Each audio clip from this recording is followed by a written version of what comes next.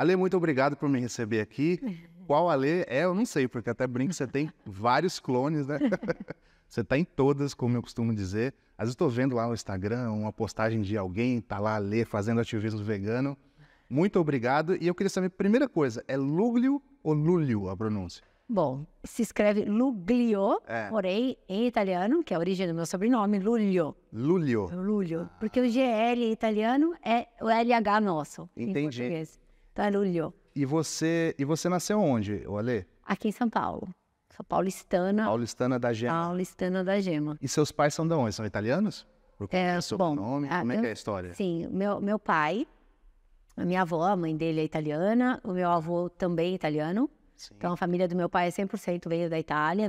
Assim, eu sou cidadã italiana pela minha família, do meu pai, né? Sim. Então, assim, e eu tive muita proximidade ao longo da minha vida com o meu pai, então eu adquiri muito a questão dos trejeitos, Sim. da tradição da família do meu pai, que meu patriarcal, assim, família. E a família da minha mãe é metade espanhola, então, assim, também espanhóis, assim, de olho claro, muito clarinhos, e metade uma bagunça de brasileiros com não sei quem, enfim, não consegui entender direito até hoje. Então, eu tenho, assim, mas como eu disse, né, 50% italiano de genética, porém, eu acho que a gente fala na saúde, né, que genética não é destino, né, então é muito do que você evolui e o fenótipo, o ambiente. Então, eu fui criada dentro de um ambiente muito italiano, assim, então eu adquiri muitos trejeitos, depois eu casei com o italiano, então... Seu marido é italiano? Ele nasceu aqui, mas nasceu com, assim, os pais dele vieram com 40 e poucos anos pra cá, e minha sogra teve ele aqui, entendeu? Entendi. Mas, assim, até hoje, praticamente, mal fala, minha sogra, que é viva, mal fala português, sabe? Entendi. Então, eu mergulhei na italianidade, assim, no hábito, e na língua e tudo, depois que eu conheci ele. Então, eu puxo muito esse lado, assim, se brincar eu já começo a ter o sotaque italiano, é rápido. Já fala com a mãozinha. Assim. Eu mudo rápido, né, o negócio. Entendi. Essa série de entrevistas que eu tô fazendo, você até viu alguns trechos de outras, né, que a gente conversou, eu quero conhecer a pessoa atrás da ativista, porque eu te conheço há, sei lá, 10, 15 anos, desde sempre, e eu não te conheço, na verdade. Eu não sabia, por exemplo, quem são seus pais... eu não sei um monte de coisa da sua vida. Então, a ideia desse tipo de entrevista aqui é realmente falar sobre a sua vida. Então, você já disse que nasceu em São Paulo. Você se formou pela USP em nutrição em 96, é isso? Exatamente, Tá, nossa. 28 anos, é isso. amigo Google. É isso. Daqui 2 anos, 30. E aí, as pessoas acham, assim, veem você falando sobre ovo, sobre proteína, inclusive o nosso vídeo da proteína que a gente fez há muitos anos, até hoje faz sucesso. Nossa. E aí as pessoas acham, será que a Ale sempre foi vegana, sempre foi vegetariana? E não, né? Na verdade, faz pouco tempo, se for ver. Assim, pensionato é minha trajetória de vida. Qual é essa história? Por que você se tornou vegana e quando? Eu gosto de falar essa história, assim, eu sempre falo, Fábio, uma coisa que para mim tá muito clara na minha existência, assim, eu nasci de coração vegano, isso é fato, assim, tipo, se eu tenho certeza absoluta que se eu tivesse 1 ano de idade, eu soubesse os primeiros 2 neurônios começaram a fazer sinapse, eu soubesse que a carne era um bicho morto, eu tenho certeza absoluta que eu ia cuspir a carne, entendeu? Assim, como índole, como pessoa e tudo mais. Então, a minha história com o veganismo é mais recente, né? Ou seja, são 8 anos hoje, estamos indo para 9 anos de veganismo. Mas eu tenho uma história com a história do vegetarianismo há muitos anos, né? Eu nasci numa família tradicional, né, de descendência prioritariamente italiana, se come de tudo. Aliás, tudo acontece na mesa, né, na família do italiano, assim, muita comida e muita... história, meu pai, ele por mais que seja paulistano, empresário aqui de São Paulo e tudo, ele sempre teve uma paixão por sítio, cabe, ir pro interior. Então, eu desde criança, desde que eu nasci, quando eu nasci, meu pai já tinha comprado um sítio no interior de São Paulo. E ele ia toda sexta-feira à tarde e voltava domingo. Então, assim, foi uma vida inteira, da minha infância inteira, que eu não ia no final de semana na praça, como meus amigos, eu não ia eu não ia nenhuma escola, sabe? Festa de aniversário do amiguinho, não tinha essa possibilidade, porque meu pai me colocava no carro na sexta-feira e me voltava domingo. Porque ele sempre gostou muito, então ele gostava do trator, ele queria plantar, ele gostava daquela coisa do empreendedor, do sítio. né? E minha mãe também, muito dessa coisa da terra. E quando eu era criança, eu, pequenininha mesmo, já ia pro sítio todo final de semana. Minha avó morava nesse sítio, minha avó italiana. Então, eu tinha aquela coisa lúdica da fazendinha, né? Tinha um galo, a galinha, o porco, o cabrito, a vaca do leite. Eu convivi muito com todos esses animais, que a gente chamou de animal de criação, além de, obviamente, dezenas de cachorros e gatos, dezenas, assim, a vida inteira, sempre rodeada e tudo mais. Eu tenho foto do meu berço, queria bebê, com 5 gatos dentro do berço. Então, assim, é aquela pessoa que não tive nem direito de ter alergia a pelo de gato. Eu já nasci dentro do gato. O gato na placenta tinha um gato comigo, sabe? Então, assim, essa proximidade com os animais é muito grande. E isso cria uma dicotomia, porque na mesma coisa do sítio que você desenvolve o amor pelos animais, aquela coisa de abraçar, de salvar o pintinho, de dormir com o pato na cama, e cuidar que nem boneca, sabe essa Você coisa? fazia tudo isso? Eu fazia, tinha uns bichinhos, e eram animais que não eram só cachorro e gato. Por outro lado, tinha um dia que eu vivenciei essa cena de ver, tipo, a morte, matar o porco, que era muito tradicional. Ia lá, pega o porco, aquela gritaria, obviamente, que esconde as crianças, né? Ninguém, não é que eu não assistia a cena, mas eu ouvia aquela gritaria e depois eu via o porco, né? E fatidicamente, tem uma história que minha família me contou, depois que eu comecei com essa história de veganismo e tudo mais, é que realmente, quando eu tinha 3 anos, foi o dia do batizado do meu irmão, né? E todo mundo foi lá na igreja de manhã, batizado, e teve o almoço do batizado no domingo. E eu cheguei, eu era muito comilona, falando que sempre comi muito, desde sempre. Cheguei correndo lá no dia no galpão lá, que era a casa da minha avó e tudo mais, aquela mesa de um porco assado em cima da mesa, sabe aquele porcão? Maçã na boca. E assim, eu tenho minhas tias, né, falaram assim, que eu comecei a chorar naquele momento, olhando aquela cena, eu falei assim, mas quem matou o porco? Falou que eu chorava, mas quem matou o porco? Por que ele tá morto? Por que o porco... Porque até então a carne era carne, era comida. Não era animal, né? Assim, aquela cena do animal inteiro, então você vê, mesmo um frango, tudo, você vê uma coisa que você não identifica. Obviamente hoje eu identifico, mas naquela criança não. E eu identifiquei isso. E depois daquele momento, disseram, minha mãe e tudo mais, que eu não queria mais comer carne. Com 3 anos. Eu já não queria comer carne. E mais por outro lado... Aquela coisa, extremamente lúdica, não assim, de forma intencional, mas sem saber muito, uma família totalmente onívora, sem não se falava sobre isso, por mais que se amasse muitos animais ali, né? A gente tinha, a minha mãe adotava, a minha mãe participava da feira de adoção, dos cachorro e gato. Cão e gato, mas aí os animais considerados de consumo... E os animais de consumo também, aquela coisa que confunde muitas pessoas. Que me confundiu? Porque no sítio... Todos eram bem tratados, sabe? Aquela coisa da galinha ali, do galo, carinho, o porquinho, até um dia que se... né? Então, assim, esse antagonismo, eu vivi isso na minha vida, né? Isso postergou. Então, eu não queria comer a carne, mas assim, eu não via nenhum problema, até adolescente, em tomar leite. Porque a vaca da minha mãe era bem tratada. Eu não sabia onde ia parar o bezerro, o macho. Mas ele ficava lá e em algum momento... Obviamente, desaparecia, ele era vendido, né? O porco também, um dia pequenininho, todo mundo dá uma madeirinha pro porquinho e tudo mais. Chegava um momento que não é que viviam felizes para sempre, porco com 30 anos. Não, enfim, essa coisa. Mas eu alimentei isso em mim em alguns aspectos, enfim, para não ficar aqui 50 horas falando. Quando eu era adolescente, como eu comia muito, eu era gordinho, eu era bem gordinho. Ah, é? Eu era gordinho. Nem imagino. Eu era comilona. Eu era gordinha, minha mãe era uma cozinheira de mão cheia, muita sobremesa, então eu comia muito. E a minha mãe começou a querer fazer dieta, que eu precisava emagrecer e tudo mais. E ela entrou em umas coisas de alimentação natural. E eu morava num bairro, aqui em São Paulo, que é o bairro da Saúde, que tinha muitos orientais, muito japonês. Então tinha aquela vendinha do japonês, daí ela teve contato com a alimentação macrobiótica, daí conheceu o arroz integral, o seitan, o tofu...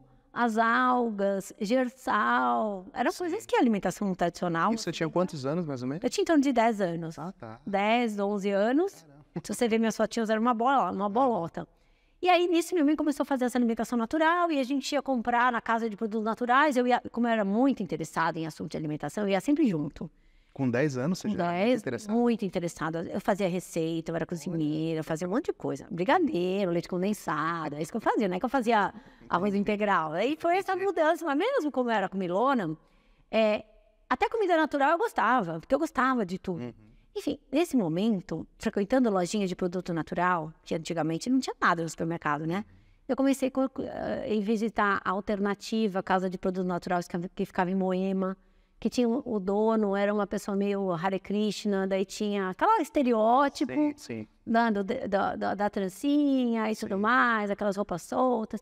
E tinha alguns caderninhos sobre alimentação vegetariana, né? Por conta, até é muito tradicional o Hare Krishna, a alimentação indiana. Isso a gente está falando dos anos 80, mas. Estamos falando dos anos 80, exato.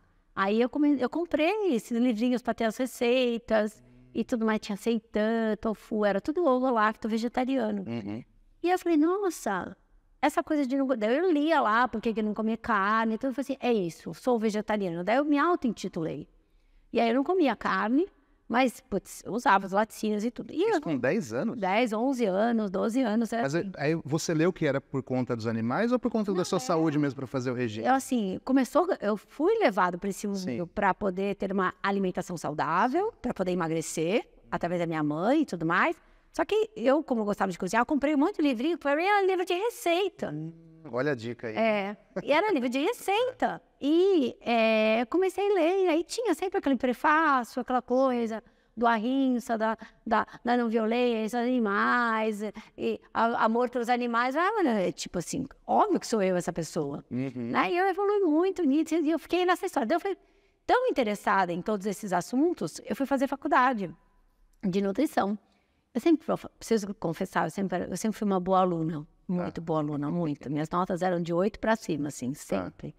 E quando eu era adolescente, assim, eu estudava numa escolinha de bairro, e eu que ia até a 8ª série. Eu falei, precisava escolher uma escola para eu fazer o colegial, na época, né, que é o ensino médio. Sim. E eu escolhi ir para o Colégio Bandeirantes, que é o colégio muito forte, assim, os colégios mais, assim, que mais se estudava. E meu pai falava assim, não, filha, para que você vai fazer isso? É longe. Para que estudar tanto? Meus pais nunca foram... Eu era muito prodígio nesse sentido.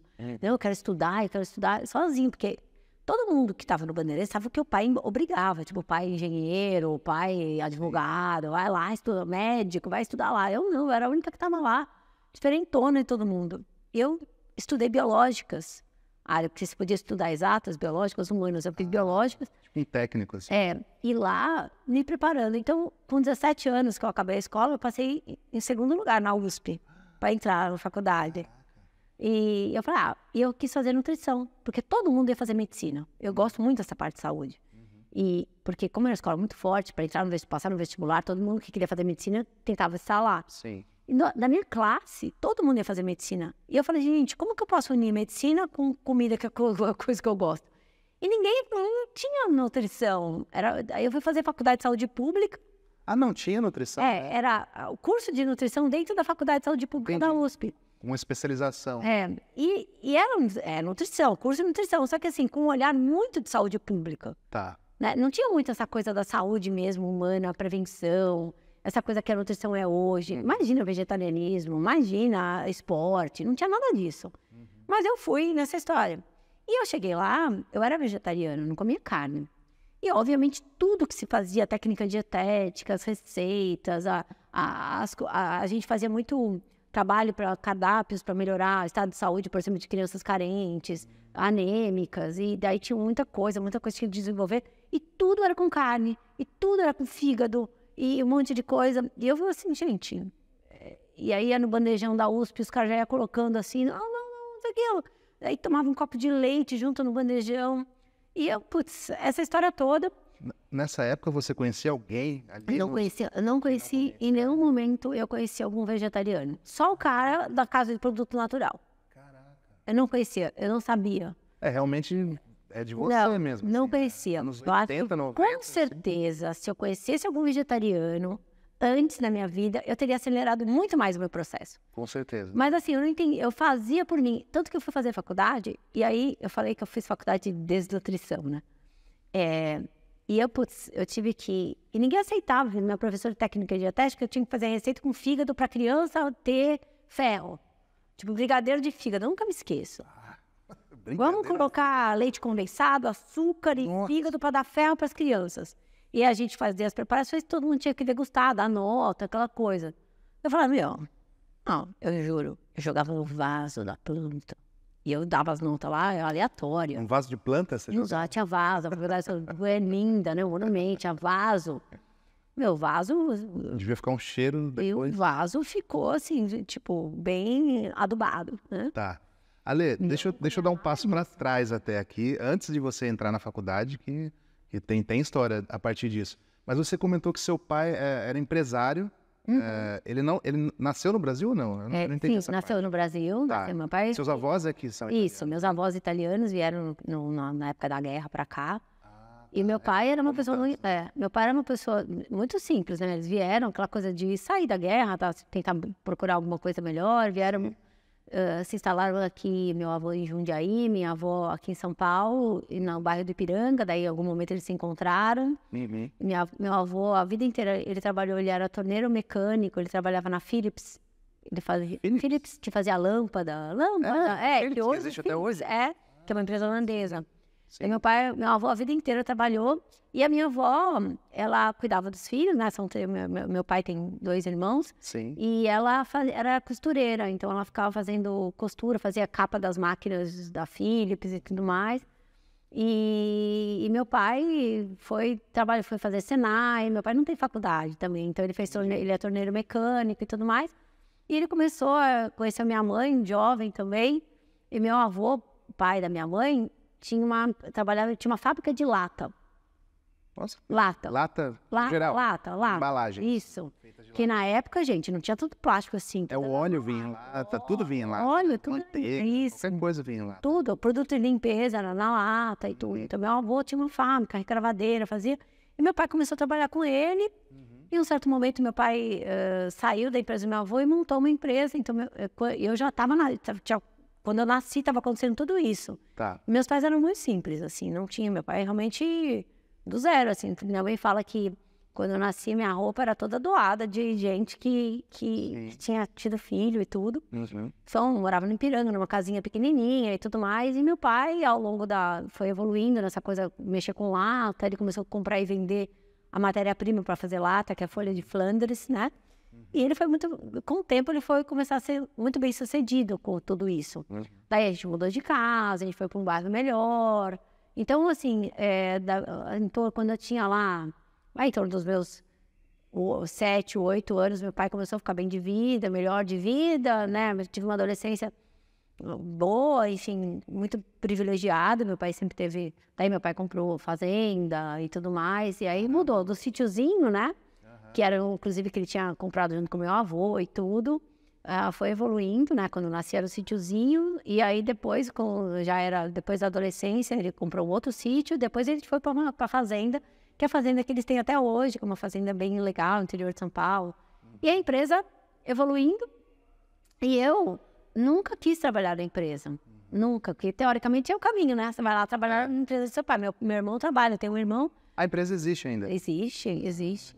E ainda é de lata, de embalagem? Ele trabalha com... ele aumentou, derivou para outras áreas, mas sim, ele compra e vende a matéria-prima que faz lata. E ele também tem uma fábrica de lata, menor, mas tem. Porque hoje em dia não tem tanto uso, infelizmente. Isso. E ele tem transporte, daí acaba transporte, trabalha com resíduos, então ele vai lá, ele tira o resíduo de uma empresa, tipo na Nestlé, que faz café. Daí ele pega a borra do café, tem os caminhões, transfere, vai, leva para o cara que faz adubo. Coisas bem industriais mesmo. Isso, é uma empresa que está acontecendo hoje, mas eu nunca me interessei, porque eu sempre gostei muito dessa coisa de saúde. Entendi. Sempre gostei, então... Comida e saúde. Isso. Foi sua Meu vida, irmão né? não estudava nada, ele só tirava nota vermelha, e meu pai pegava, então já que você não vai estudar, com 10 anos de idade, vai lá trabalhar. Então meu irmão, desde 10 anos de idade, estava do lado dele, sentado lá, dormindo na cadeira, mas estava do lado do meu pai. Eu, como eu estudava, meu pai me deixava estudar. Tá. Né? Então, meu pai sempre foi aquela pessoa bem, assim, sabe, modo antigo, assim, não, tem que trabalhar, tem que estudar, ou estuda ou trabalha, nada de vagabundo, né, na minha família, essas histórias, né? Sim. E aí foi, e eu evoluí, eu quis fazer faculdade e tudo, então eu nunca trabalhei com meus pais, com meu pai. E eu nunca, assim, tive tanto que eu falo, né, a ovelha verde da família, eu fui sair, e eu acho que também, além dessa coisa... eu sempre fui meio feminista, vou dizer a verdade. No sentido de, eu quero fazer por si próprio, sabendo que eu tenho um pai, uma condição... Tudo bem, sabia que eu tinha uma condição confortável, né? Eu não precisava, nunca precisei trabalhar, assim, obrigatoriamente, senão eu ia morrer de fome. Posso dizer a verdade aqui, né? Tem um privilégio nessa história.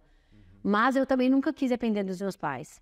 Daí depois, né, ao longo da faculdade, eu já estava namorando com o Henrique, que é meu marido até hoje. Ah, é? Vamos voltar então para a faculdade. Você entrou então na USP, segundo lugar. Na USP, em segundo lugar, em São Camilo também, em segundo lugar. Eu escolhi, obviamente, a USP, porque é de graça também. Sim. E eu não queria ficar bancando. Eu sempre tive essa coisa de querer ser autossuficiente. Entendi. Tipo assim, achar meu lugar, sabe? Sim. Então, eu fui evoluindo, daí depois, ao longo da faculdade... eu já fazia alguns trabalhos, fazia outras coisas, inventava mil modos, eu sempre fui muito... E esses brigadeiros aí, que me chamou a atenção, esses brigadeiros. Não, Você não conseguia experimentar, imagino, porque você já não comia carne há muito tempo. E você dava nota? Você escondia no vaso de plantas? Obviamente que minha nota era baixa, né? Entendi. Mas assim, eu tinha nojo de olhar. Imagina, o fígado, quem olha fígado? Não, acho que nem quem come carne vai gostar de quem um consegue brigadeiro. olhar? Você pega uma bancada com fígado ali, eu juro. E eu tinha uma coisa na faculdade que eu preciso contar.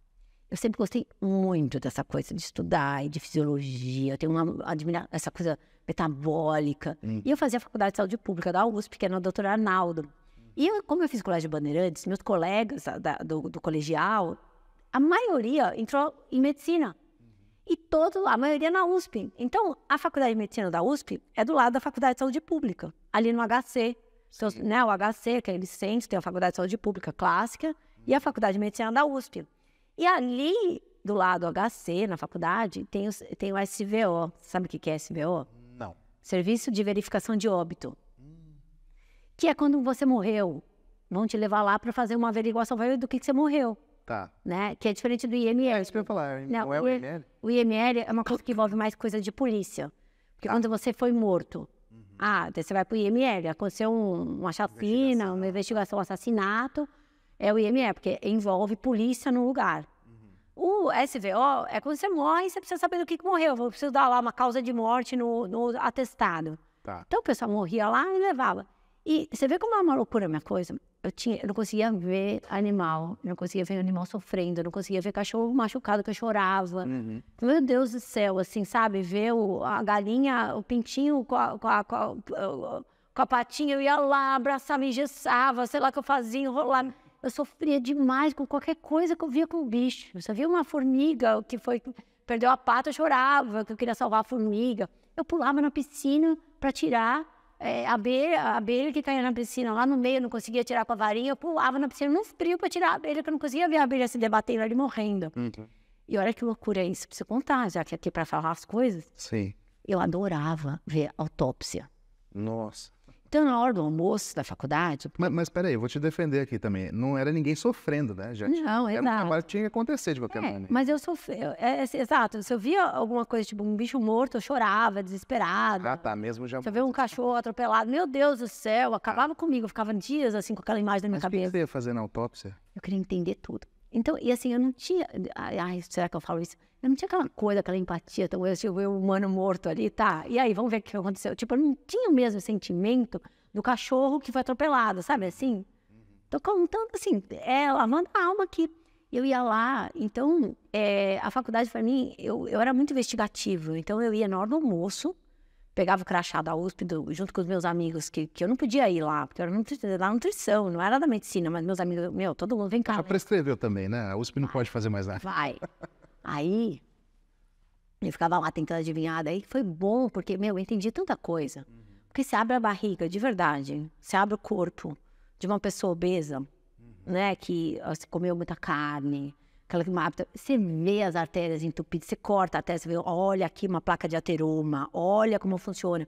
Você vê o pulmão do fumante, você vê o fígado com esteatose hepática, de quem come gordura demais, de quem bebe demais, assim. Você começa, isso tudo, assim, foi... E é difícil, você não vê isso em livro. Na nutrição não tem esse tipo de aula? Não tem. Tinha aula de anatomia, mas era meio que para ver a anatomia. Tá. Os cadáveres já tudo meio seco ali, você ia lá, abria, olha, isso aqui, papá, check.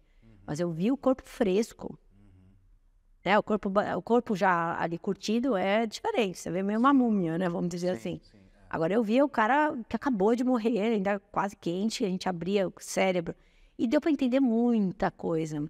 Isso começou a me ajudar muito a entender hábito de vida. Tipo assim, o estilo de vida que você leva e quanto isso impacta. Esse aqui fumava. Esse aqui comia gordura demais. Dava para ver claramente abrindo a pessoa. E eu adorei tudo isso. E eu não tinha tanta empatia, vou dizer a verdade. Sim. E essa faculdade. E depois disso, Fábio, eu me casei no ano que eu me formei. Porque eu já namorava o Henrico desde os 17 anos. Nossa. A gente tava junto, eu queria ser independente. Eu falei, quer saber? Bora. Daí a gente casou. Aí eu comecei a trabalhar, assim, tipo... E o seu marido, eu já ouvi algumas vezes, mas nunca conversei com ele. Ele trabalha na área da saúde também? Não, nada. Ele tem uma família também de italianos, né? De irmão, de primo, que ele trabalha no mercado de relógios. Ele tem fábrica de relógio em Manaus. Olha, nada a ver. Relógios, trabalha com joias, trabalha com outras coisas, com empreendimento imobiliário. Então, tem uma holding da família dele, sim, que ele trabalha junto, então ele administra tudo isso, mas é uma vida bem... Nada a ver com a minha vida, assim, né? Nada a ver. Ele é o único cara diferente ali, inclusive dentro daquele ambiente que faz esporte, que se alimenta bem, que é vegano, que não come bicho. Tiram o barato dele todo dia, não cansam. Não cansam. Mas é essa história. Ele realmente tem uma aparência de alguém bem saudável. Hoje, 6 horas da manhã, já saiu para treinar.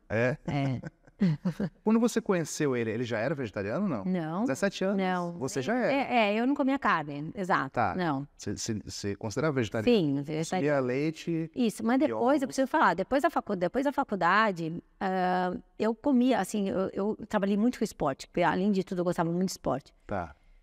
Preciso dizer que eu voltei a comer frango. É? Mas por quê? Na faculdade te convenceram que precisava? Você sofria bullying? Não muito, não, ninguém nada, porque sempre fui muito, assim, tipo, ninguém nunca me bulinou, porque eu nunca aceitei isso, assim, sabe? Não tinha pressão nenhuma, eu sempre fui muito convicta das minhas coisas. É que eu, de verdade, comecei a trabalhar com esporte, eu acho que por isso que eu tenho por isso que eu fiz o guia de nutrição esportiva vegetariana da SBB. Eu comecei a trabalhar com esporte e a única coisa dentro do esporte que se falava é proteína, porque a nossa live de proteína. Proteína. E, de verdade, contam essa história tão errada na faculdade, que eu, de verdade, achava que eu não consumia proteínas. Não consumia proteínas, porque o feijão não tinha quase nada de proteína, não sei o que lá. E aí, aquelas quantidades volumosas, absurdas que se colocavam, era muito empírica a nutrição esportiva, há quase 30 anos atrás, muito empírica. Você acreditava que quanto mais proteína, mais músculo, precisava comer muito. Então, foi aquela era que começou a suplementação esportiva. Eu participei muito ativamente de tudo isso. E eu tinha na minha cabeça que eu tinha déficit proteico. E eu treinava muito, eu treinava todo dia e tudo mais. Aí eu tava, então eu vou comer uma proteína, vou comer frango.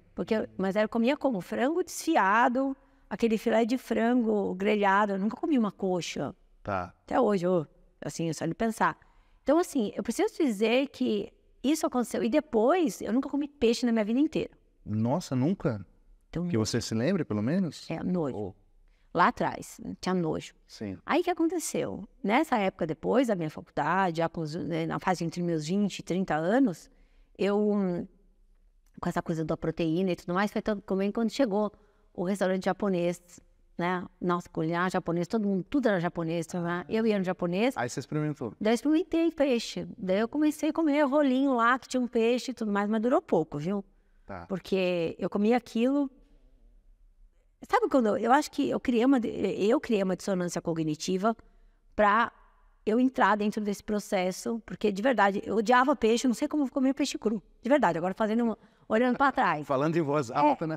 Cara, como é que eu fiz uma besteira dessa? Tipo assim, mas eu comia, porque no social, tudo, não sei se você viveu essa época, meus amigos, as pessoas, tudo era no japonês.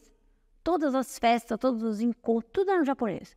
E tinha a questão da proteína, que daí tinha o frango. Então, eu comia peito de frango e comia japonês. Por um período. E aí veio, aos poucos, essa coisa da alimentação mais natural voltando na minha vida.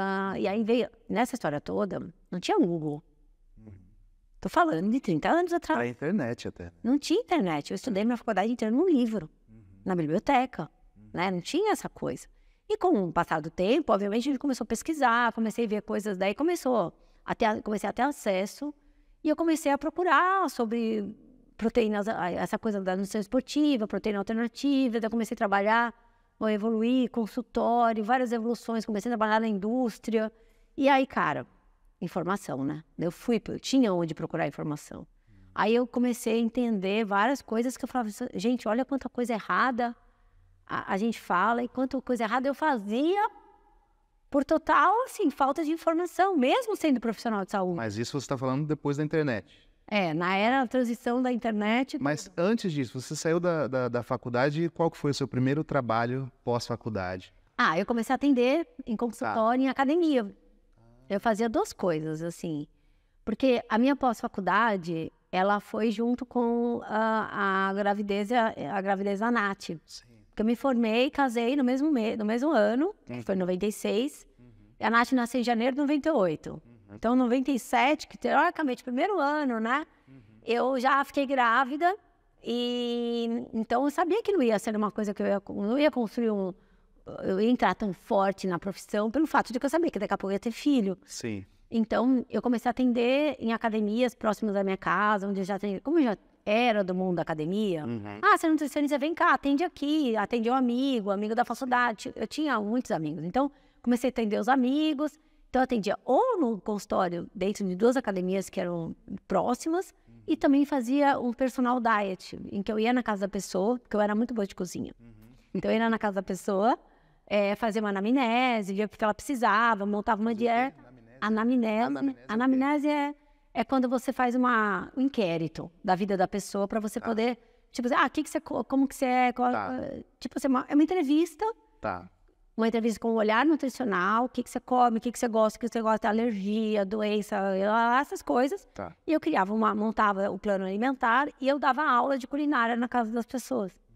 Né? Então, eu ensinava a cozinhar, daí eu comecei a ensinar a ir no supermercado. Mas as pessoas não pediam para você ensinar a fazer bife, por exemplo? Então, daí sim.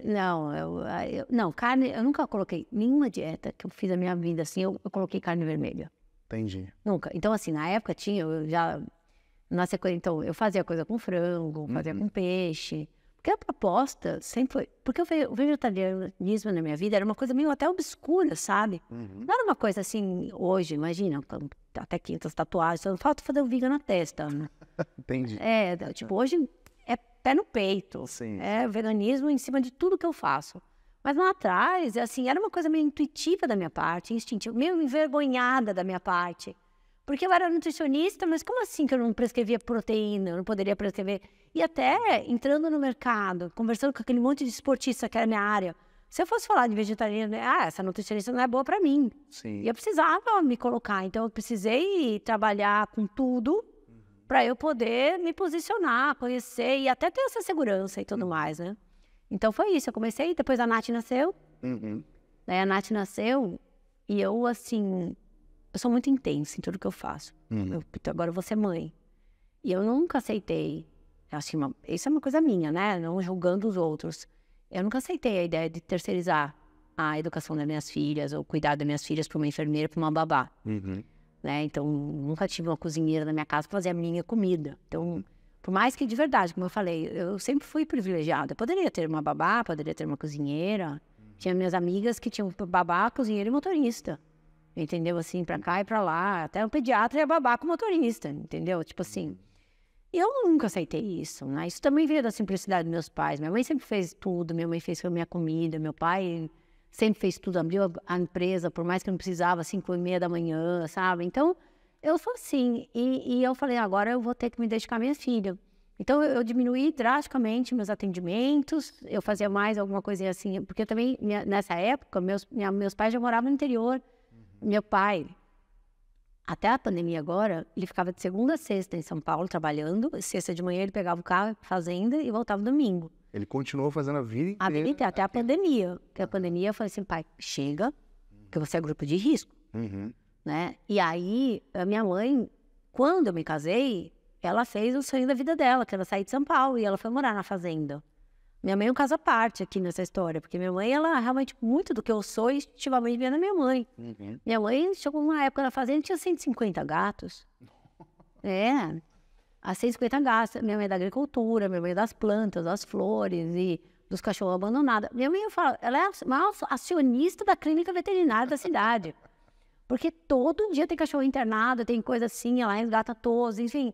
E a fazenda fez isso acontecer, ela não gostava da cidade. E eu vejo que o movimento que, mais tarde a gente pode falar, é o que eu tô fazendo também. Então, e nisso eu não tinha minha mãe do meu lado aqui em São Paulo. Então, o que eu fiz? Eu falei, tem que ficar dentro de casa, numa cidade. Eu tô trabalhando pouco. Eu peguei, aluguei uma casa e fui morar lá em Serra Negra, numa cidade da minha mãe. Na época do nascimento da Nath. Da Nath. A Nath nasceu, depois de alguns meses eu fui morar lá. Entendi. E na época, como eu não queria ficar sem trabalhar, não queria depender de ninguém, o que eu fiz? Eu comprei uma pizzaria. Muito italiano isso. A gente ia sempre comer pizza. E era a melhor pizzaria da cidade. Comprou. E aí o cara tava lá, não sei, eu vou vender, quanto você quer? Tá, pô. E aí, cara, daí o Henrique, meu marido também, ia pra lá me ajudar. Eu comprei Em Serra Negra. Em Serra Negra. Cidade turística, então a sexta, sábado e domingo, que era o movimento. E aí eu ficava lá, eu ficava trabalhando, montava as pizzas e tudo mais. E assim, claro, tinha linguiça, tinha tudo lá, né? Eu trabalhava nisso, então eu conseguia ficar com a Natália no peito o tempo inteiro. Daí a Nath depois andava, ela ficava engatinhando na pizzaria, depois ela ficava lá brincando de massinha de... Ela não teve massinha de modelar, teve massinha de pizza. E ela ficava lá, daí ela me ajudava a cortar, com 1 ano e meio ela estava ajudando lá a cortar, amassar a berinjela. Então eu fazia as coisas. E hoje ela tem uma ligação com comida também, né? É gastronomia. nutricionista. Gastronomia. Ela fez gastronomia. Achei que ela era nutricionista. Não, ela fez gastronomia. Entendi. E tá morando em Serra Negra. Tá morando em Serra Negra, então todo mundo voltando. Olha o ciclo. E aí isso, e aí eu fiquei 2 anos morando lá. E depois chegou um momento que eu achei que tinha que voltar, que ela já estava indo pra escola e tudo, e aí eu fiquei grávida da Bruna. Daí, você tem 2 filhas, é verdade? 2 filhas, E a Bruna, daí nasceu a Bruna, daí eu fiquei em São Paulo com ela, daí rapidamente, segunda filha, com 1 ano e pouquinho, eu já coloquei ela na escolinha e eu comecei a trabalhar no período que elas estavam na escola. Mas eu nunca tive babá, eu nunca tive ninguém para cuidar das minhas filhas, ninguém nunca cozinhou para minhas filhas, eu fiz tudo. E os seus pais, eles hoje em dia são vegetarianos, veganos? Não são. Os meus também. A minha mãe, ela fala, eu tenho um relato dela assim, você é tudo que eu sempre quis ser. Eu até choro.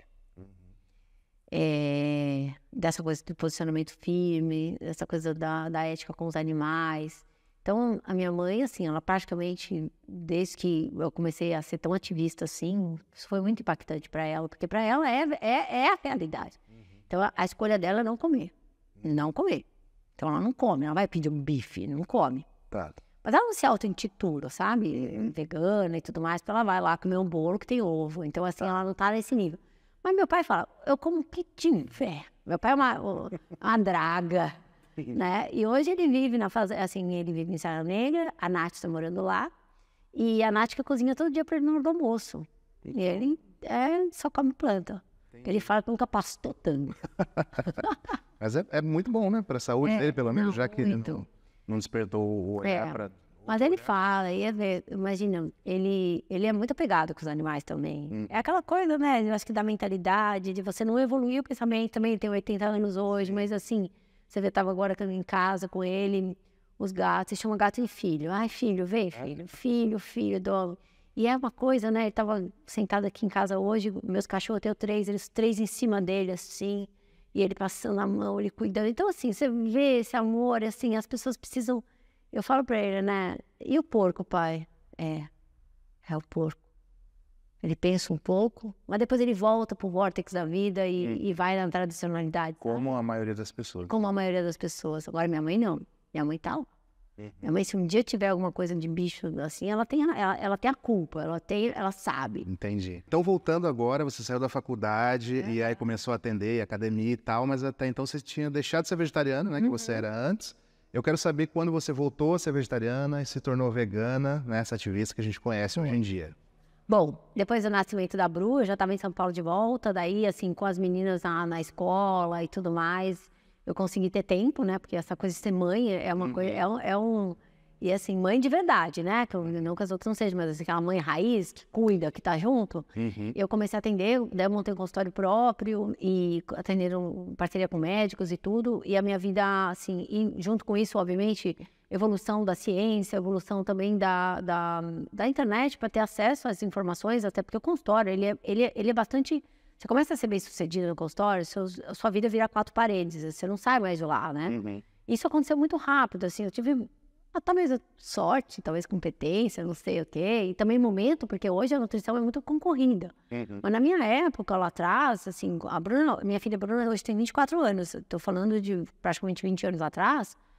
Tinha poucos nutricionistas que se destacavam, que faziam um trabalho diferenciado. Como eu trabalhava com esporte, corpo bonito, emagrecimento, saúde, era uma coisa assim que todo mundo... E eu frequentava aqui em São Paulo, ótimas academias, eu sempre treinei, sempre tive um corpo legal, também meio que uma vitrine, sabe? E o consultório começou a ir, as pessoas querendo e tudo mais, enfim. Essa evolução fez eu ser muito bem sucedida no consultório. Eu tinha fila de espera de 6 meses para uma consulta. Uau. Daí eu comecei a cobrar mais caro e as pessoas ainda queriam mais ainda, porque virou meio que uma coisa de desejo. E paralelo a isso, atendendo famoso, daí vai... Porque você começa a andar no meio de pessoas assim, lugares bacanas, pessoas mais conhecidas, aí uma pessoa fala, daí começou a internet, enfim, nesse caminho todo de internet, com rede social, o consultório lotado, eu tive acesso, eu comecei a me conectar com várias coisas. E o que aconteceu? Eu comecei a fazer um trabalho de mim mesma, de analisar o que estava acontecendo na minha vida. E de verdade, eu estava indo para um lado da nutrição que não era o que me fazia, o que eu sentia como, ou não é fazer feliz, mas assim, não estava me motivando, que era o quê? Era uma nutrição muito voltada ao ego, muito voltada à estética. Porque você atendia, por exemplo, eu atendia a Cláudia Raia, daí atendi... Olha, você atendia a Cláudia Raia. Atendi muito tempo a Cláudia, quando ela se separou do Edson, ela ficou linda, eu fiz ela emagrecer, e ela ficou rasgada, de cinta liga nos palcos. Ai, a Alessandra, aí todo mundo queria, daí veio a Globo inteira atrás de mim. Enfim, mas no final era muito ego, era muita coisa vazia, as pessoas queriam fazer qualquer coisa para estar linda, maravilhosa e magra, não olhando para nada. E em paralelo a isso, acho que eu não contei essa história toda, eu sempre fui muito ecologista, sempre fui natureba, defensor, abraça a árvore, real. Até eu já vi fotos suas abraçando muito abraça a árvore, tudo que é coisa. Eu sempre quis cuidar da natureza, aquela natureza.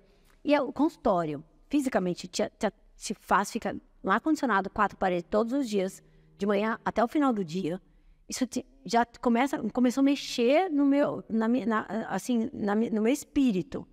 Segundo, aquelas pessoas com aquelas vontades, aqueles egos e aquelas coisas muito superficiais, ninguém queria de verdade ir para a alimentação natural, cuidar e tudo mais. E eu comecei a estudar sobre outros aspectos da nutrição. Então eu juntei todo esse caldeirão de coisas, eu não estava feliz dentro dessa. Por mais que eu era muito bem sucedida, reconhecida, ganhava muito dinheiro, sozinho, não dependia de ninguém, eu não estava feliz naquela história. Por quê? Porque eu estava dentro de 4 paredes e eu sou meio que aventureira, sagitariana, sol, natureza, pisa na grama, abraça a árvore, e isso me fazia mal. Segundo, as pessoas que eu atendia não queriam aquilo que eu entendia que era a melhor nutrição. Falei, gente, onde eu vou parar com essa história? E, em paralelo, eu comecei a estudar sobre alimentação natural. E eu comecei a conhecer o que era a tal da alimentação. Daí voltou de novo a alimentação vegetariana na minha vida.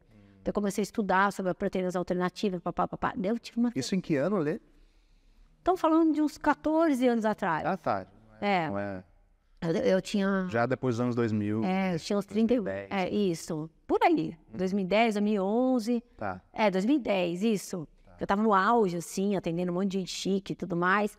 E eu comecei a falar, daí, muita suplementação e aquele monte de aditivo. Nada... Eu tava... A indústria de alimentos, um monte de coisa artificial. Eu tava muito inquieta e triste nessa época. Eu falei, não é isso. Só que, por outro lado... Você tá num vórtice que te joga lá em cima, né? Como você vai sair daí? Tipo assim, o que todo mundo queria alcançar como profissional, eu já alcancei. Eu vou pegar e falar, não quero mais, tchau. Não dava, né? Assim, teoricamente dava, assim, né? Mas eu falei, como que eu vou fazer? Mas é difícil. E foi tudo junto. Daí eu comecei a me conectar com essa coisa da alimentação natural, comecei a falar sobre isso, comecei a implementar a alimentação natural mais. Tipo assim, eu ganhei uma solidez como nutricionista e um nome que eu podia ser mais pé no peito do meu paciente mesmo. Vem cá, não é isso que você vai querer. Você veio aqui para querer isso aqui, não é isso que você vai fazer. Você vai fazer aquilo.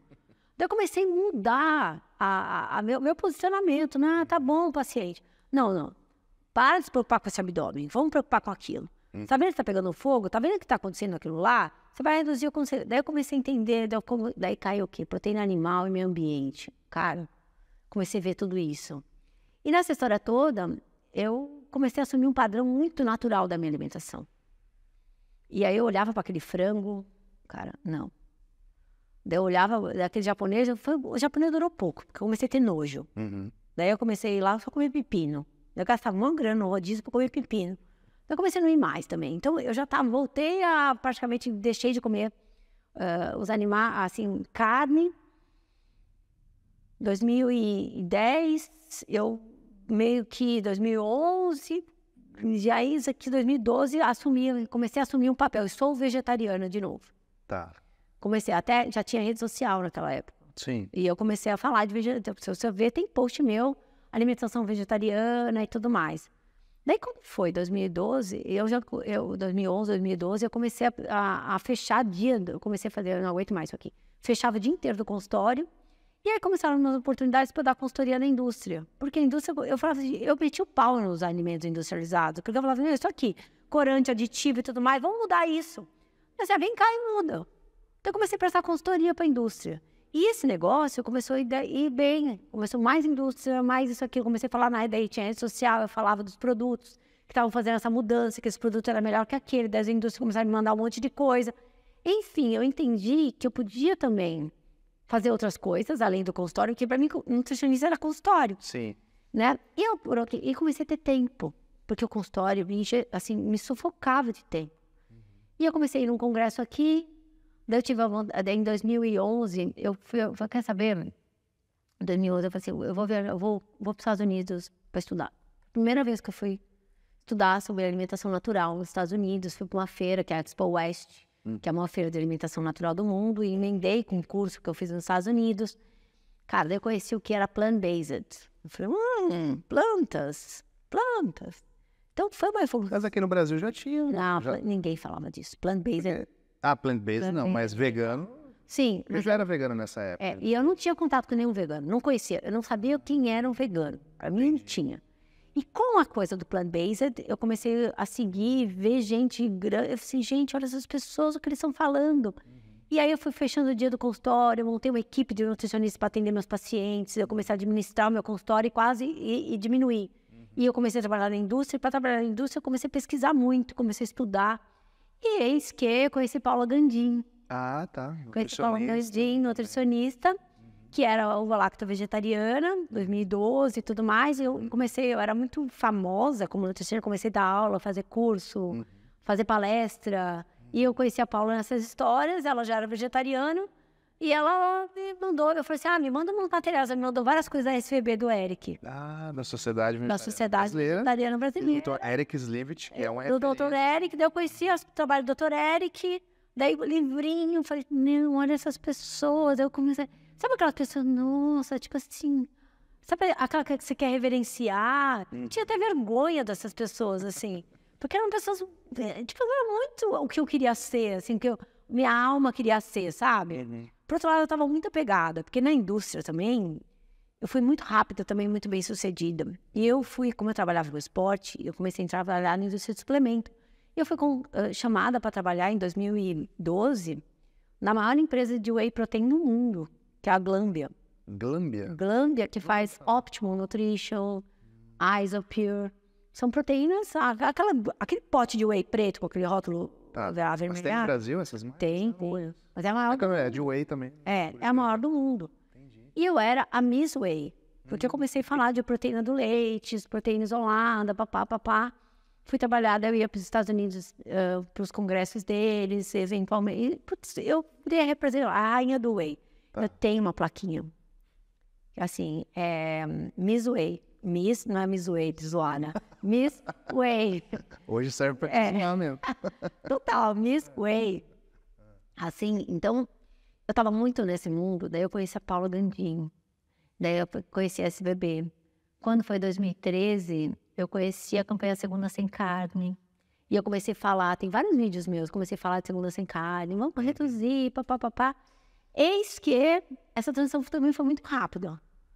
Eu já estava trabalhando em tudo quando foi 2014, porque esse ano, 2024, em novembro, eu vou fazer 50 anos.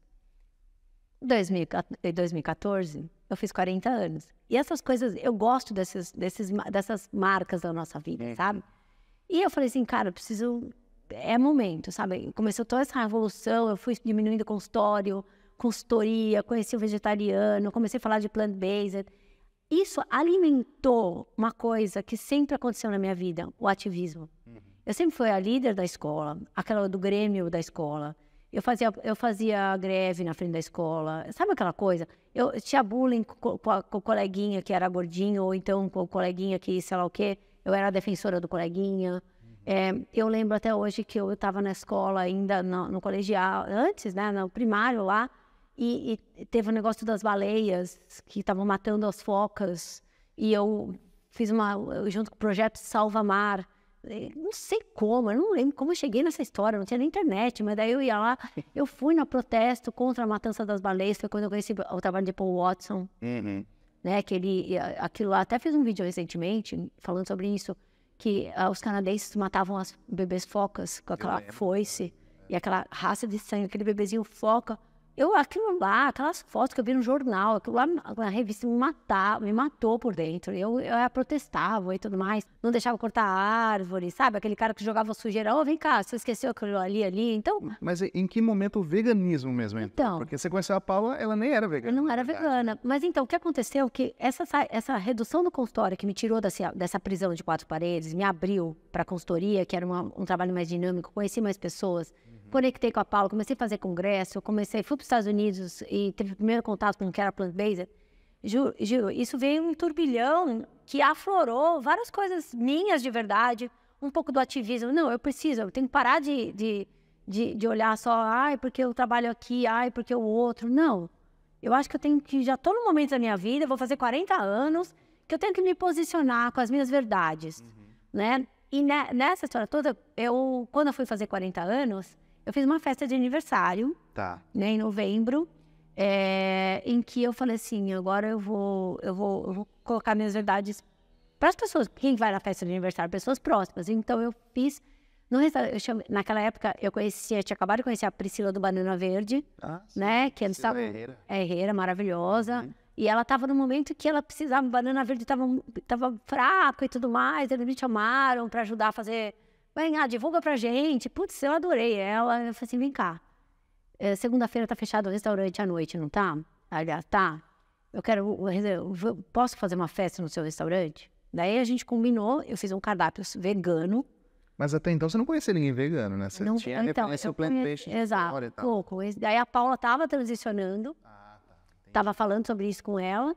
E aí eu falei assim, olha, eu vou fazer uma festa de aniversário. Falei pra Paula, liguei pra Paula. Primeiro eu falei, Banana, dá pra fazer uma festa aí? Dá. Tem cardápio vegano? Tem. Vegano que vai ser 100% vegetal, porque eu tava no 100% vegetal. Vou fazer uma festa, eu vou chamar toda a minha família, todos os meus amigos, todos os meus clientes, pra contar umas coisas pra eles.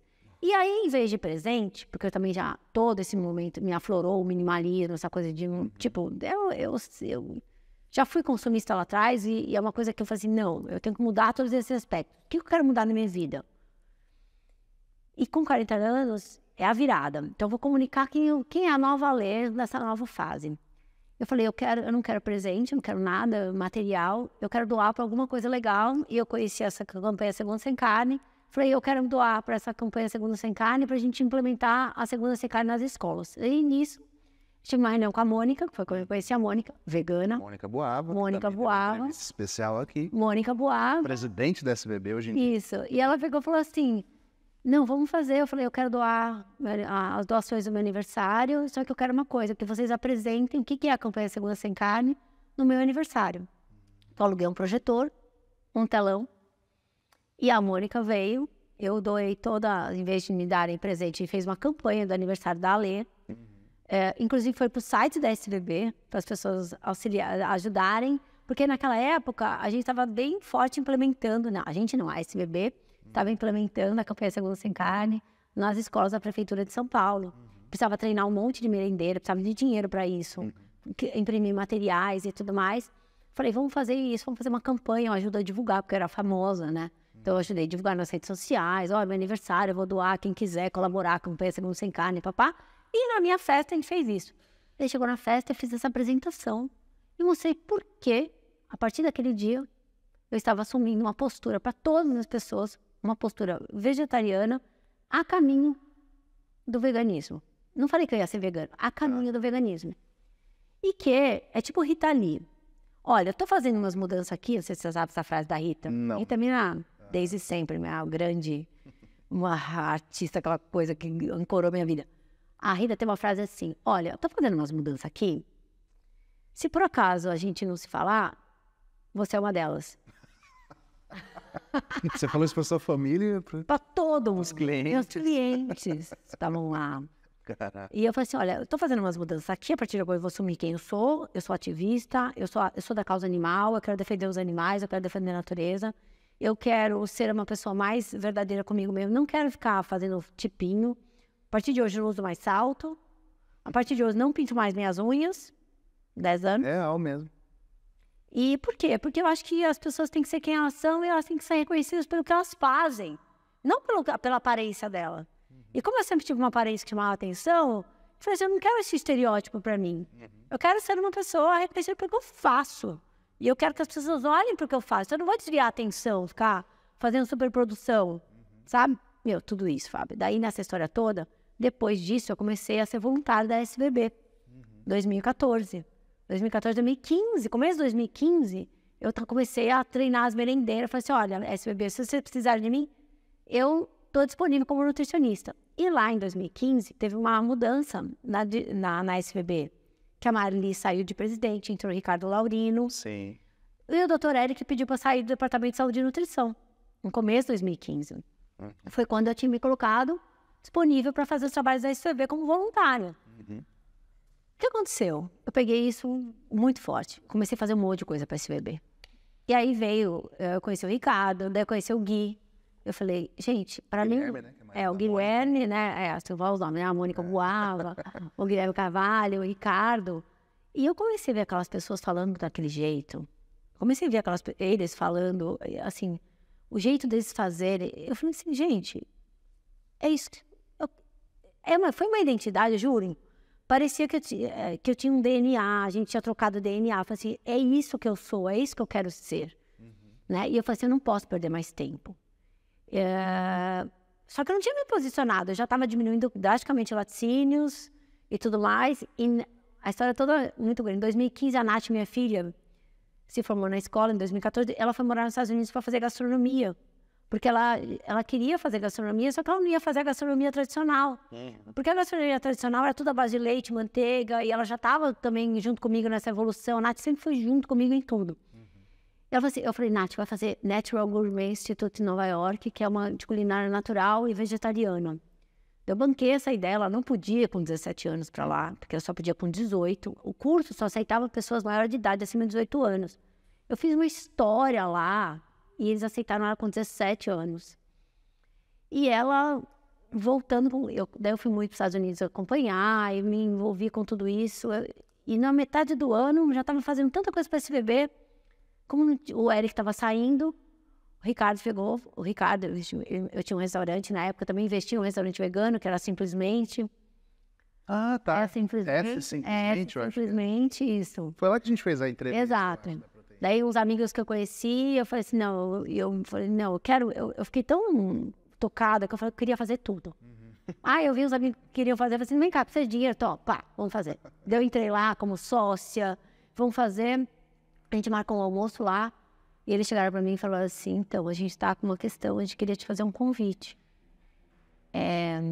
Para você assumir e ser a diretora do Departamento de Saúde e Nutrição da SBB, porque você está tão junto com a gente, você está fazendo tanta coisa.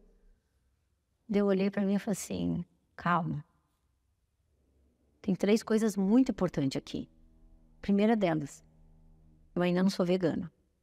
Daí eles olharam para mim e disseram assim, tipo... O que você está esperando? Pode ser agora, né? Você está esperando, né? Para se posicionar. Eu falei, não, já não estou comendo, mas eu não sei. Não me posicionei ainda oficialmente. já tinha parado de trabalhar com whey protein, abri mão. Nessa coisa de, olha, se a gente não se falar, o problema é com você, Entendi. eu abri mão de 2 grandes contratos que eu tinha com proteína animal, que era uma empresa de iogurtes que eu desenvolvi o produto e tudo mais. E segundo, essa empresa de whey protein. Eu falei assim, gente, eu tô caminhando pro veganismo, eu quero falar sobre animais e não combina. A gente, eu tá aqui nesse lugar, tá desconfortável para mim e será desconfortável para vocês, Sim. porque eu tô me posicionando, entendeu? E eu não quero mais ficar na encolha, não quero ficar ali, eu quero jogar pro universo esse meu lado ativista. E nisso, eu já estava oficialmente não falando nada de origem animal, só que eu não tinha falado sou vegano. Então tinha esse problema, que estava mais fácil de resolver, que era uma questão de posicionamento. Segundo, que eu estava num momento de muito trabalho. Eu falei, como que eu vou assumir um cargo na SVB que até então era voluntário? Não dá, mas você tem um cargo oficial, você tem que cumprir. Né? Por mais que seja voluntário, você não é remunerado, mas você tem uma responsabilidade. Né? E terceiro, de verdade, assim, eu estar assumindo o lugar do Eric. Que é uma referência. Que era a minha única referência grande, assim. Falei assim, olha o que o Eric fez, olha o que o Eric construiu. Como que eu, Alê, recém, quase, ainda nem vegana, vai assumir o lugar do Eric? Era um lugar que eu não tinha, talvez assim, me faltava base para eu me colocar naquele lugar, em respeito a ele, sabe?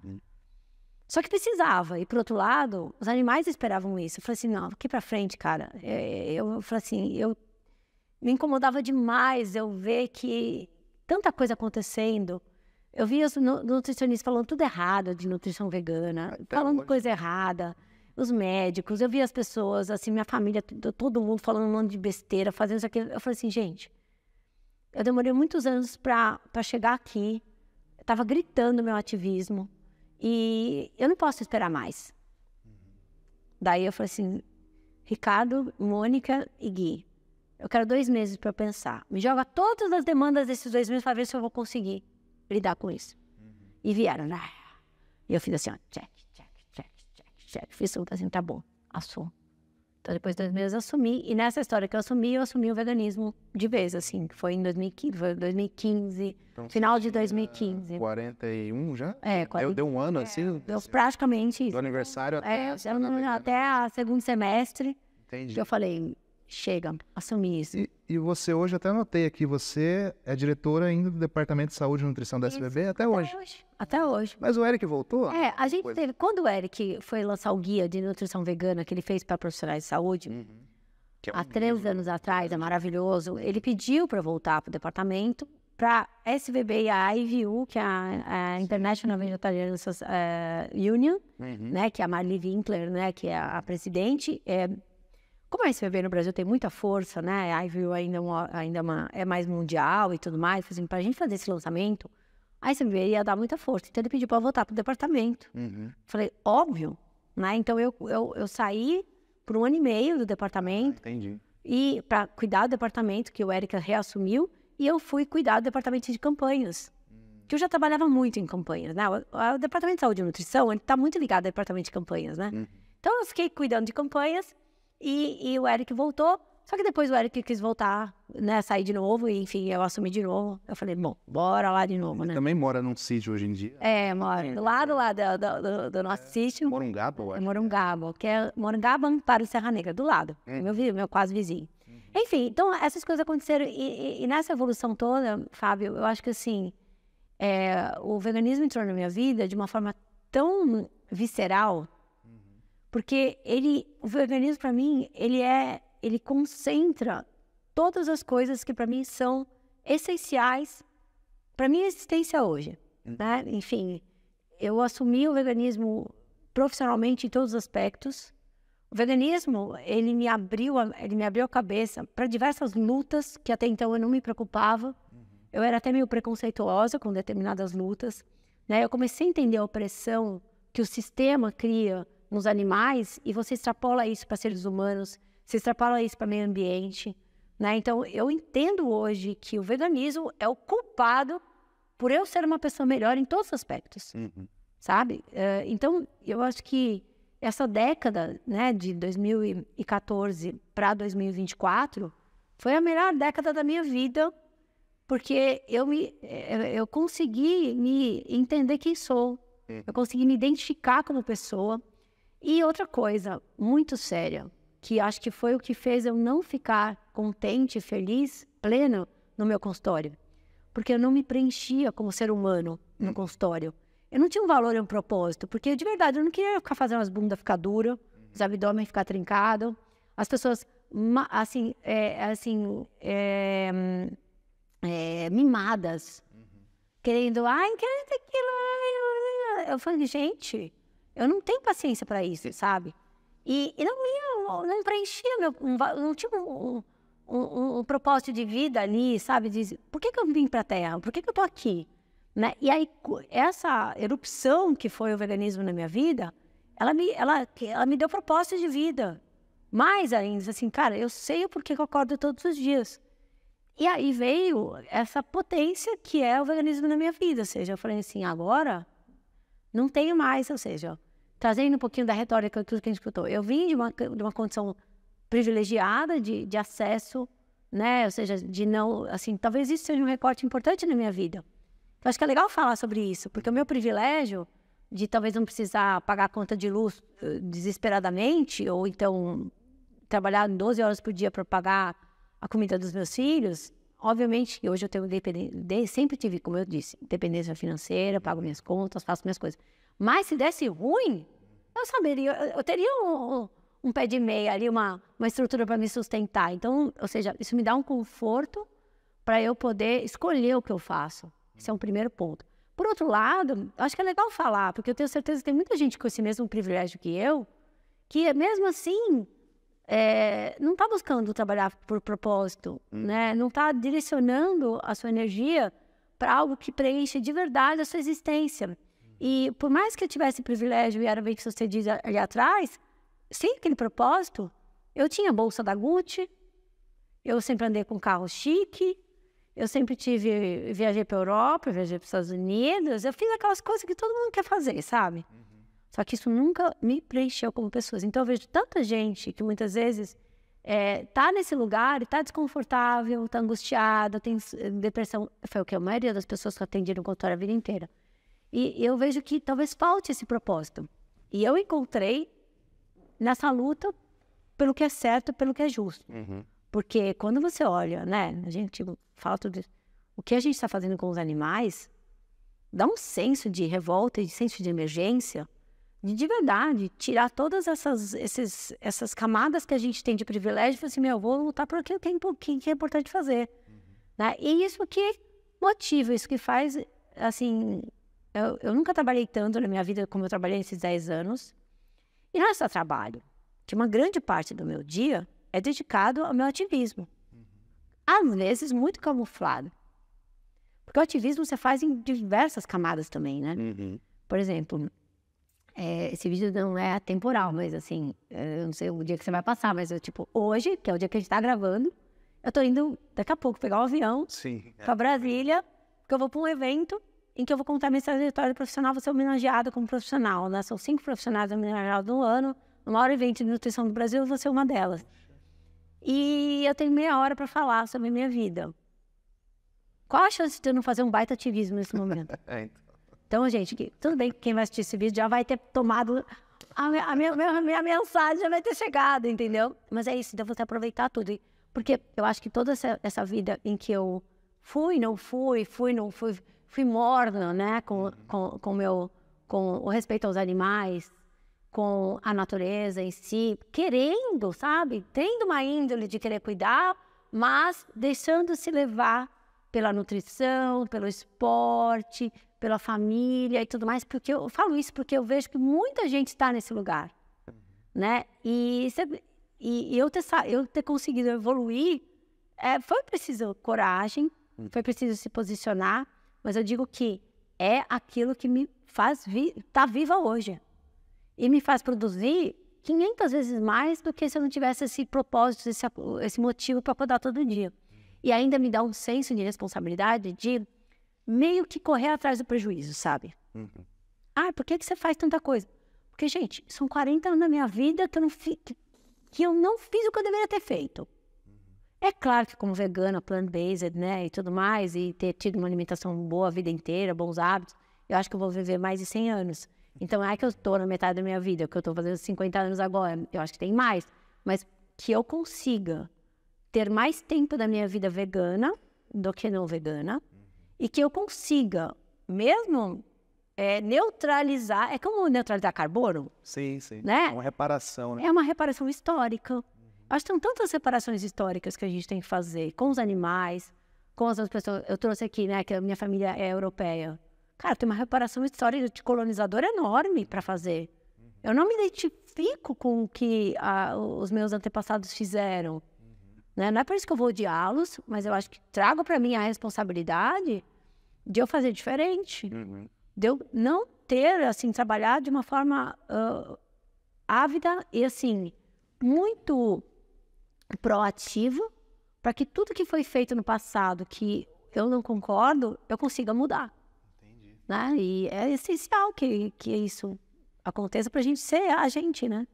Ale, a gente poderia falar aqui horas, e eu falo isso com conhecimento de causa, porque a gente realmente conversa muito quando tá junto, né? Quando dá certo estar junto. Mas infelizmente a gente tem que encerrar em algum momento. Mas eu tenho 2 perguntas para deixar para você fazer o seu encerramento. Você comentou que em 40 anos você teve uma grande mudança, né? Aí veio o veganismo e tal. Você comentou também que vai fazer 50 agora.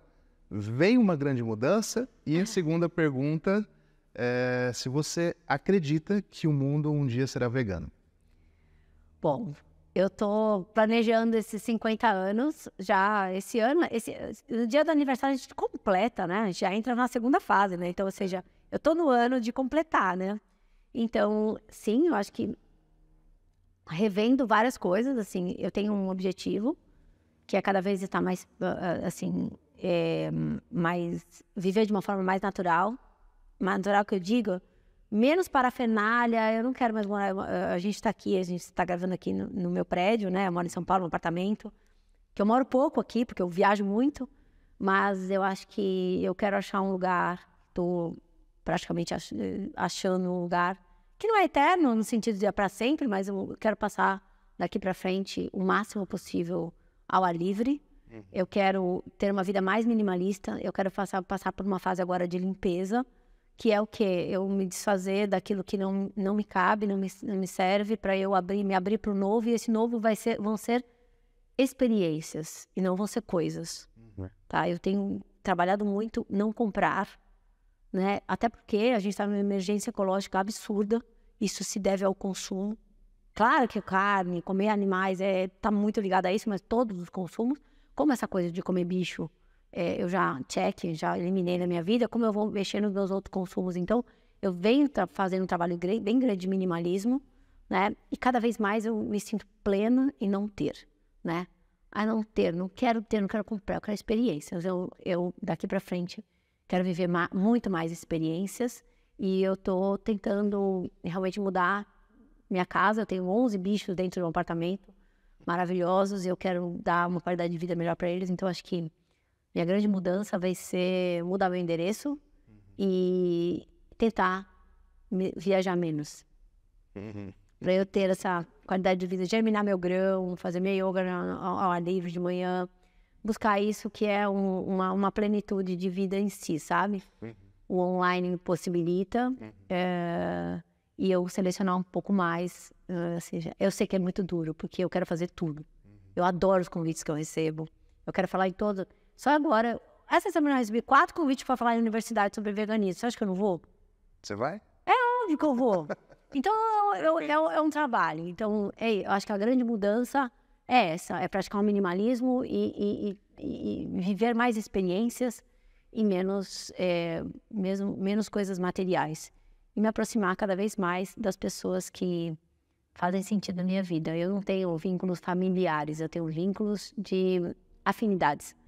Né? E Eu quero me propor, já faço isso, né? Mas cada vez mais, estar mais perto de pessoas que me preenchem e que me estimulam a ser uma pessoa melhor.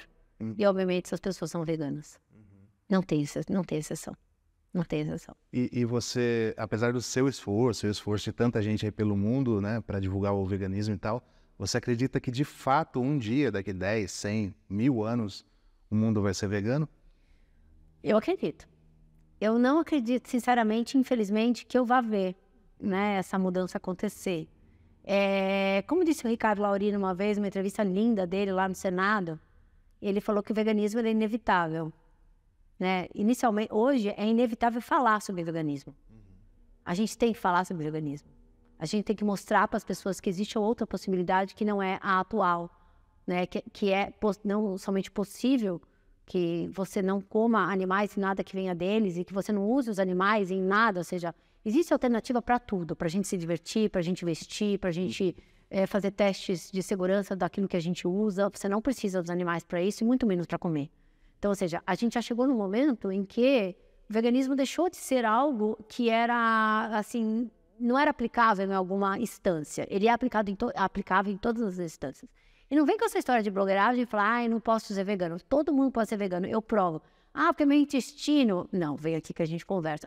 Porque isso aqui... Não tem ninguém, né, que não possa ser vegano. Então, todo mundo pode ser. Então, é inevitável falar nesse sentido. E segundo, a emergência ecológica hoje, principalmente climática e tudo que está acontecendo, está relacionado diretamente a hábitos de consumo, e esse hábito de consumo, o recorte da alimentação é gigantesco, e o recorte da alimentação à base de animais é maior ainda. Então, tem que falar sobre isso. Agora, como disse Marina Silva uma vez, numa entrevista que eu estava junto, que a gente questionou ela sobre o veganismo, ela falou que é uma mudança civilizatória. É necessária uma mudança civilizatória.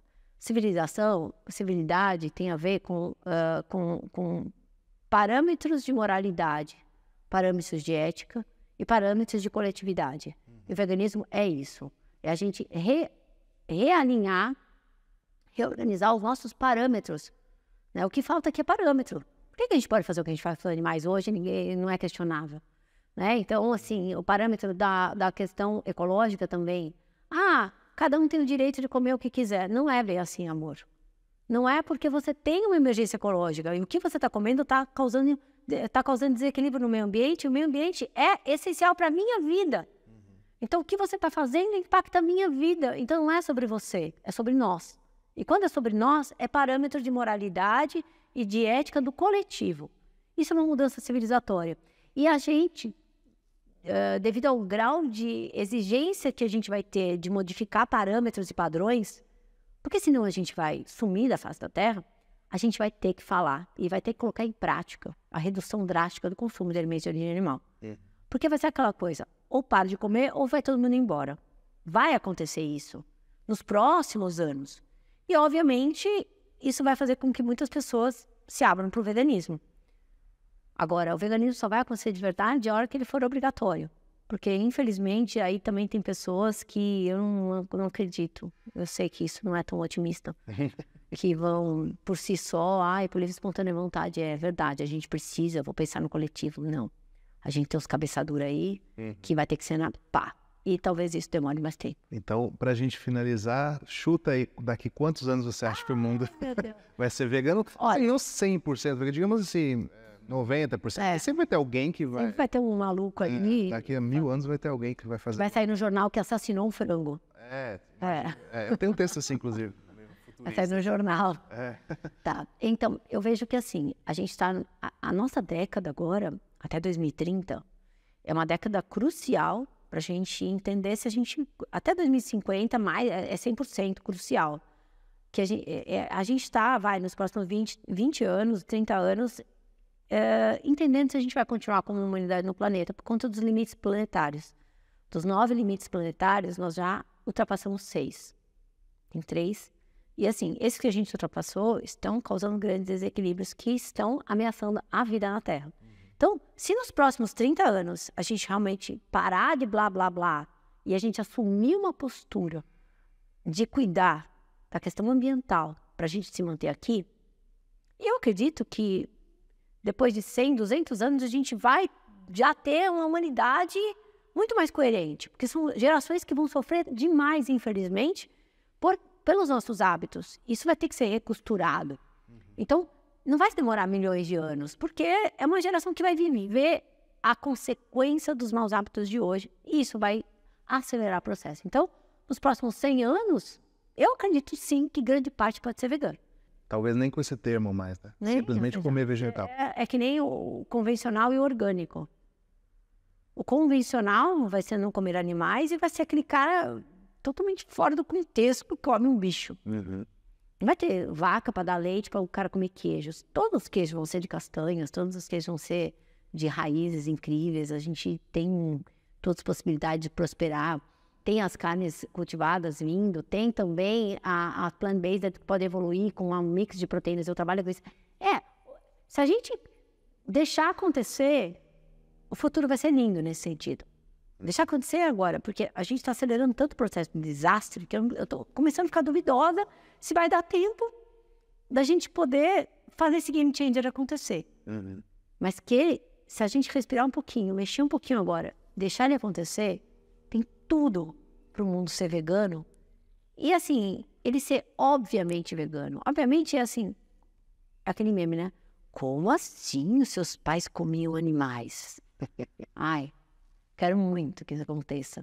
E eu, se depender de mim, Fábio, é o que eu falo. Eu tenho aí mais uns bons anos, umas boas décadas de vida, mesmo que no meio do mato, com uma câmera na frente, meu amigo, eu vou fazer isso acontecer. Conte comigo para encher o saco dessa galera, como eu já encho, e mais ainda, cada vez com mais afiada, com 2 pés no peito, para fazer o pessoal acordar e tirar essa capa de insensibilidade de todo mundo. E eu vou levar a câmera lá no meio do mato, então. Vai, bora! Obrigado, Ale. Obrigada. Valeu.